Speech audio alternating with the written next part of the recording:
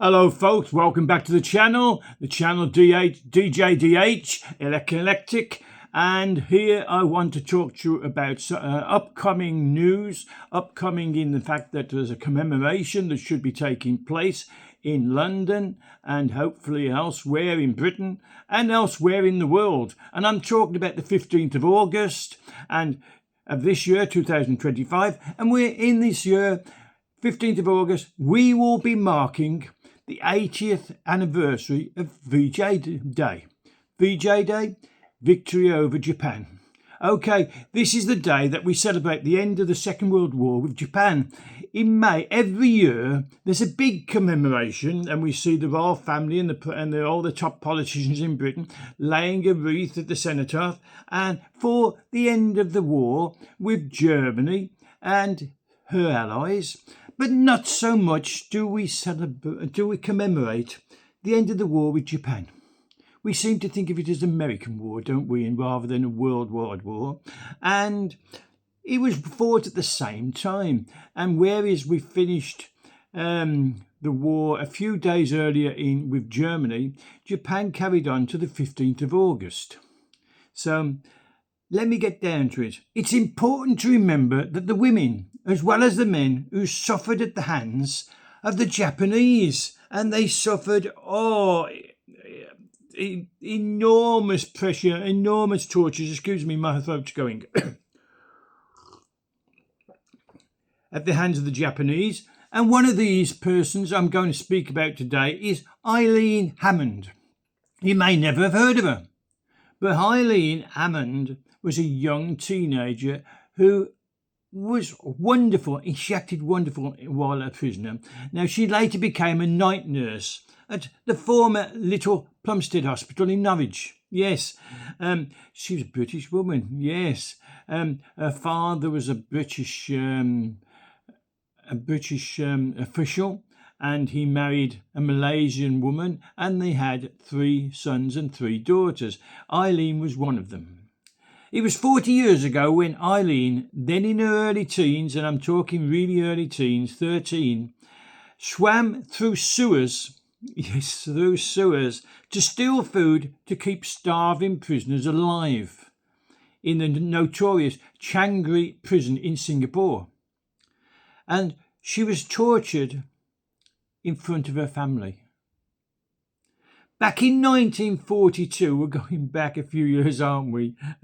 My brother, Robert, we knew him as Bob. He was born in October 42.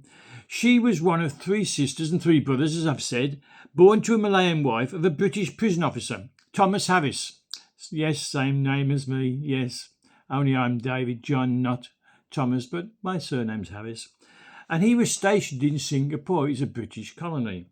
When the Japanese took over, her father was taken prisoner by the Japanese, and he urged his wife and children to pass themselves off as Malayan. So the Japanese won't harm you, he said. Prisoners of war in Changi prison, Singapore, when they were liberated in 1945, were a shadow of their former selves. Now, dark-haired and dark-skinned, they tried to pass themselves as Malaysian, but their mother gave birth to another child. And this child was born blonde, fair-skinned and blue-eyed baby. Wow. The Japanese swooped on the family and killed the baby, forcing the family to watch the baby being murdered. The body was left in the house, which was burnt down, and the family were taken to the notorious Shanghai prison, and they were put in the women's and children's section. At Shanghai, Eileen learned to swim along the monsoon drains and sewage channels, which I mentioned earlier, to get inside the male prison with messages and steal food from the cookhouses to share with prisoners.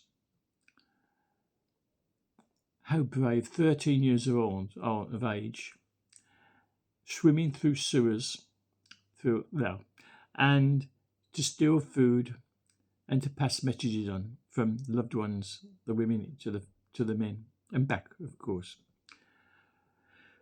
When she was moved with her family to Siam Road internment camp, she carried on her murky travels through sewers and drains. What a brave girl. What a brave girl. It brings tears to my eyes, honestly. She said in 1985, in an interview in 1985, so 40 years later, I would swim the sewers every night to get into the Japs' quarters, and I'd pinch their food.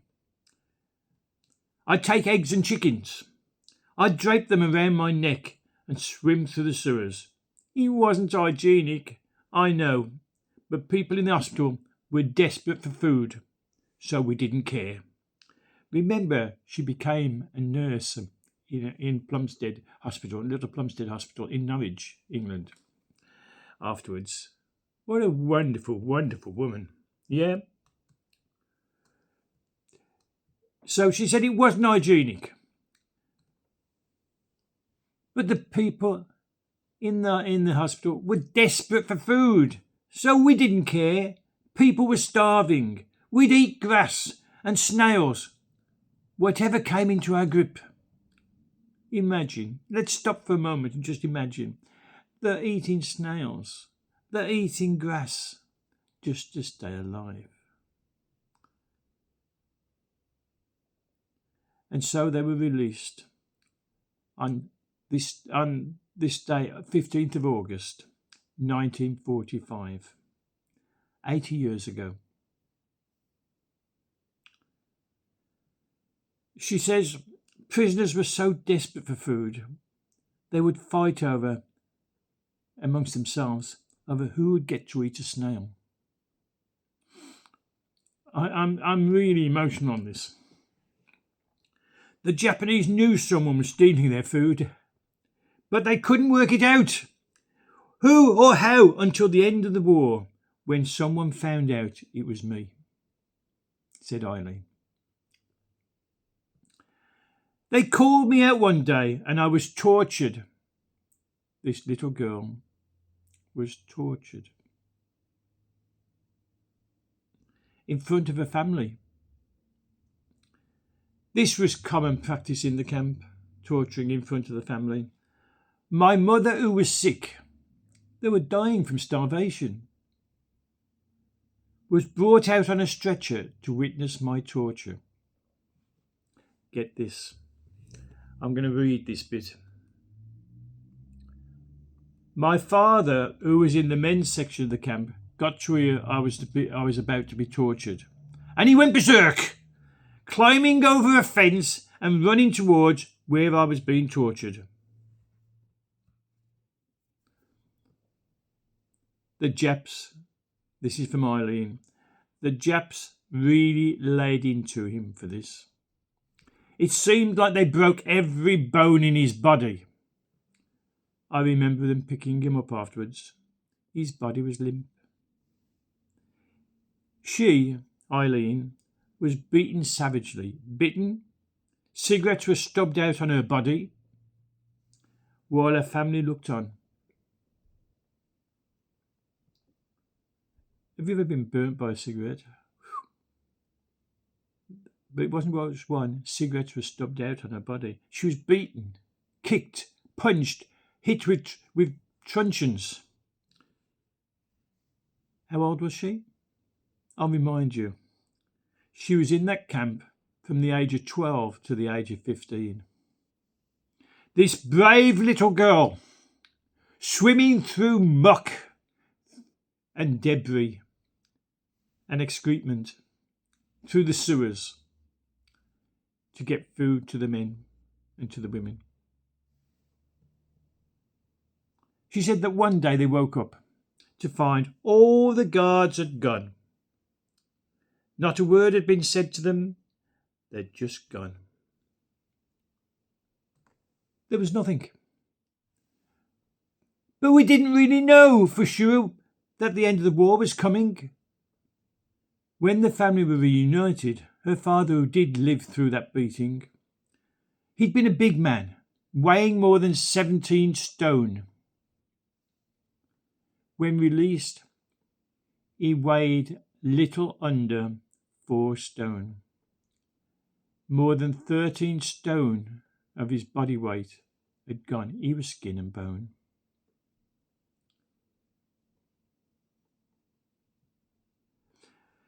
When she was interviewed in 1985, Eileen was then aged 53. She lived in Elizabeth Road in Thorpe,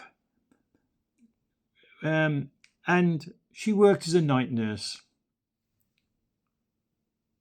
Always there, helping people.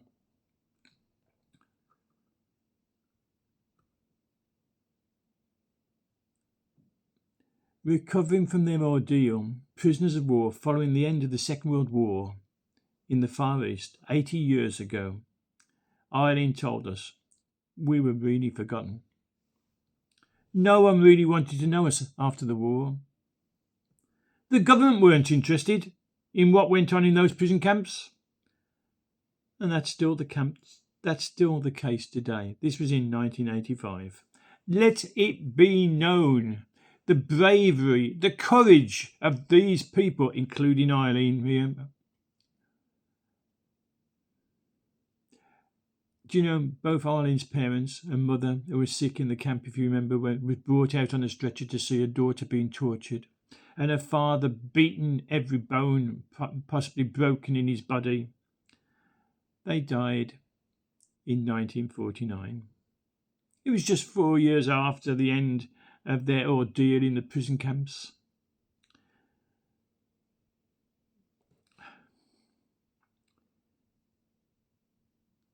In 2002, Eileen was then a member of the Children of Far East Prisoners of War. She attended an event at the Imperial War Museum to mark the 60th anniversary of the day that changed their lives. 15th of August, remember? 1945. Getting messages, sorry. She took a tablecloth with her. Now, why would she take a tablecloth with her? Well, I'll tell you why. She took a tablecloth with her with the signatures of fellow prisoners all over this tablecloth. It meant so much to her. A reminder of the people who suffered with her and that she helped as a teenager from 12 to 15 years of age. She took this tablecloth with her with the signatures of her fellow prisoners, and she met Countess Mountbatten of Burma, the uncle of King Charles, the wife of the uncle of King Charles.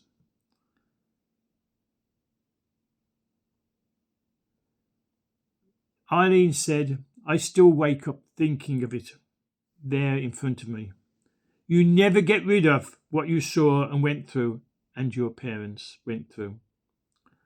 I have good days. I have very, very bad days, she said in 2002, 23 years ago. I'm going to leave it there. I'm too upset. Really, really, really. Why are we ignoring the atrocities of war? Why are we ignoring and failing to recognise the absolute... I'm lost for words. I really am. Let's remember on the 15th of August, those people who suffered. Oh, I will tell you something else. I was in Thailand a few years back. I had a home in Thailand, and I visited the railway, the infamous Railway of Death. And I went up and I saw on the way beautifully kept cemeteries. I'm talking about the bridge over the River Kwai, by the way. You may remember the film with Alex Guinness, playing an army official in the British Army, prisoners of war, forced to build this railway, and eventually it was blown up at the end of the film, which is not true, but it was a nice ending. The I went in real life. I went up and I saw the cemeteries. They're really all white headstones with the names of the British and their allies in Thailand who fought against the Japanese. There are thousands of graves, all so neatly kept by the Thai people. But it goes, you just see more over and over and over again, gravestones, gravestones, gravestones. I went to a camp, and it's called by the Thais. They're looked after by monks, by the way, Thai monks and Buddhist monks, and they call it the Jeeth camp, J for because they won't say death, so it's they're minus the D and they've put a J for Japanese, the Jeeth camp, and there was small huts, not much bigger than a garden shed. The prisoners had to sleep in and go back to once they'd been exhausted building the railway. There was passbooks, there was little items they'd saved and were lying on these beds. They were just hardwood. It was emotional, I tell you, really emotional. I then travelled on to the railway, the bridge. It's a newish bridge. It's still old, but it was rebuilt. It's twice, I think, since 1945. And I travelled on the railway tracks in an old steam train. If you ever go to Thailand, I would recommend it. It's an eye-opener.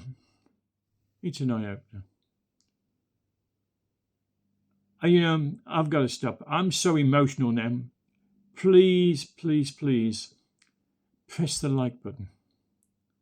Please subscribe. It doesn't cost you a penny. Not even a cent. It's not even a rupee. It's totally free to subscribe. Please subscribe to the channel. It helps me to do this research. Keep me going. I'd love to hear your comments on this one. I always say I love to hear your comments, and it's true. But I would love to see your comments. Have I got through to you? This was horrendous. We think of the Holocaust with the Germans exterminating 6 million people, 3 million Jews and another 3 million gypsies and others, communists, socialists. But this was probably worse because of the torture, the starvation. Please subscribe, please. Press the like button and give me your comments. Until the next one, I'm going to say, be safe yourself, be safe, be good, do good, and goodbye.